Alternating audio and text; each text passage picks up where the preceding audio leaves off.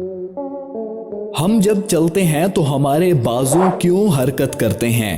حالانکہ اس کی کوئی تک سمجھ نہیں آتی۔ آگے لے جانے کے لیے یا پھر حرکت کرنے کے لیے ہماری ٹانگیں ہمیں آگے لے جا رہی ہوتی ہیں۔ اس کے لیے ہمیں بازوؤں کو ہلانے کی بالکل ضرورت نہیں ہوتی۔ پھر ہم ایسا کیوں کرتے ہیں؟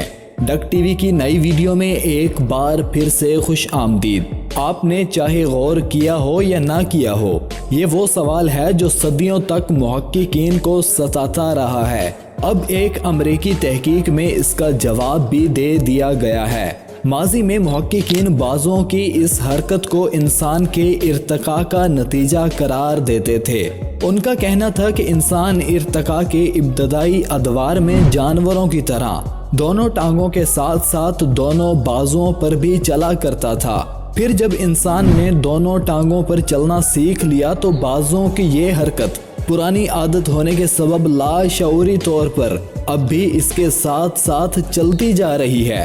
لیکن 2009 میں میشیگن یونیورسٹی میں بائیو میکینیکل انجینئرز نے اپنی تحقیق میں بتایا کہ چلتے ہوئے بازوؤں کی حرکت کا تعلق ارتقاء کے ساتھ نہیں ہے، بلکہ انسان چلتے ہوئے اپنے بازوؤں کو حرکت دے کر جسمانی توانائی بچاتے ہیں۔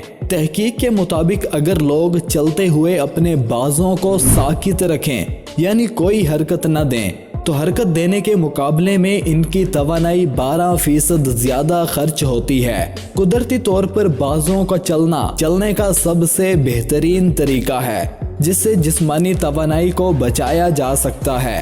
اسی طرح چلنے سے انسان بغیر بازوؤں کو حرکت دیے ہوئے چلنے کے مقابلے میں 20% زیادہ تیز بھی چلتا ہے۔ محققین نے بتایا کہ بازوؤں کی حرکت ہماری ٹانگوں سے جڑی ہوتی ہے۔ جب بائیں پیر کو آگے بڑھاتے ہیں تو قدرتی طور پر دایاں بازو آگے بڑھتا ہے، اور جب آپ دائیں پیر کو آگے بڑھاتے ہیں تو بایاں بازو آگے بڑھتا ہے۔ آپ اس کے برعکس کرنے کی کوشش کرتے ہیں تو 26% زیادہ توانائی خرچ ہوتی ہے۔ بازو کی حرکت سے توانائی کس طرح بچتی ہے؟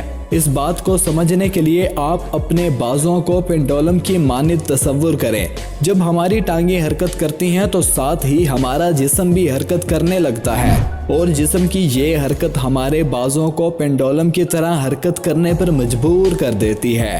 اگر آپ ایسے میں بازوؤں کو ساکت رکھنے کی کوشش کریں گے تو اس کے لیے اضافی توانائی خرچ ہوگی۔ تحقیق میں اس بات سے بھی آگاہ کیا گیا ہے کہ اگر چلتے ہوئے بازوؤں کو حرکت نہ دی جائے تو ریڑھ کی ہڈی کو بھی نقصان پہنچ سکتا ہے۔ آپ کے پیار بھرے لائکس اور کمنٹس کا بے حد شکریہ۔ مزید ویڈیوز کے لیے چینل کو سبسکرائب کریں۔